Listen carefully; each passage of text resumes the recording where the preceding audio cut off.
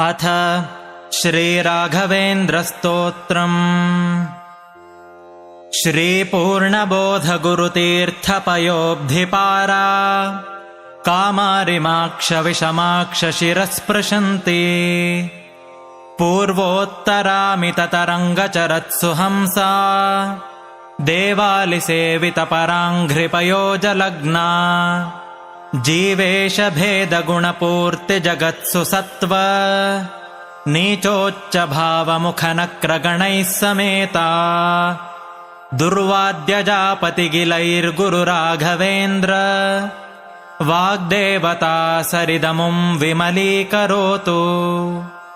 श्रीराघवेन्द्रः सकलप्रदाता स्वपादकञ्जद्वयभक्तिमद्भ्यः अघाद्रिसम्भेदनदृष्टिवज्रः क्षमा सुरेन्द्रोऽवतु मां सदायम्। श्रीराघवेन्द्रो हरिपादकञ्जनिषेवणाल्लब्धसमस्तसम्पत् देवस्वभावो दिविजद्रुमोऽयमिष्टप्रदो मे सततं स भूयात्।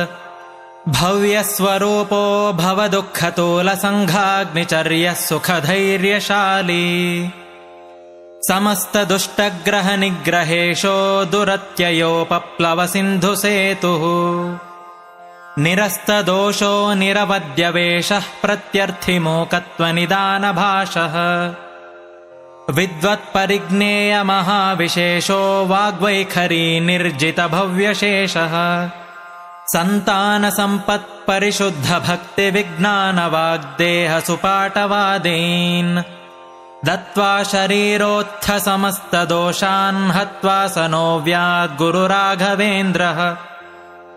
यत्पादोदकसञ्चयः सुरनदी मुख्यापगासादिता सङ्ख्यानुत्तमपुण्यसङ्घविलसत्प्रख्यातपुण्यावहः दुस्तापत्रयनाशनो भुवि महावन्ध्यासुपुत्रप्रदो व्यङ्गस्वङ्गसमृद्धिदो ग्रहमहापापापहस्तं श्रये। यत्पादकञ्जरजसा परिभूषिताङ्गा यत्पादपद्ममधुपायितमानसाये यत्पादपद्मपरिकीर्तनजीर्णवाचः तद्दर्शनं दुरितकाननदावभूतम्। सर्वतन्त्रस्वतन्त्रोऽसौ श्रीमध्वमतवर्धनः विजयीन्द्रकराब्जोत्थसुधीन्द्रवरपुत्रकः श्रीराघवेन्द्रो यतिराट् गुरुर्मे स्याद्भयापहः ज्ञानभक्तिसुपुत्रायुर्यशश्री पुण्यवर्धनः प्रतिवादिजयस्वान्तभेदचिह्नादरो गुरुः सर्वविद्याप्रवीणोऽन्यो राघवेन्द्रान्न विद्यते अपरोक्षीकृतश्रीशः समुपेक्षितभावजः अपेक्षितप्रदातान्यो राघवेन्द्रान्न विद्यते दयादाक्षिण्यवैराग्यवाक्पाटवमुखाङ्कितः शापानुग्रहशक्तोऽन्यो राघवेन्द्रान्न विद्यते अज्ञानविस्मृतिभ्रान्तिसंशयापस्मृतिक्षयाः तन्द्राकम्पवचः कौण्ठ्यमुखाये चेन्द्रियोद्भवाः दोषास्ते नाशमायान्ते राघवेन्द्रप्रसादतः।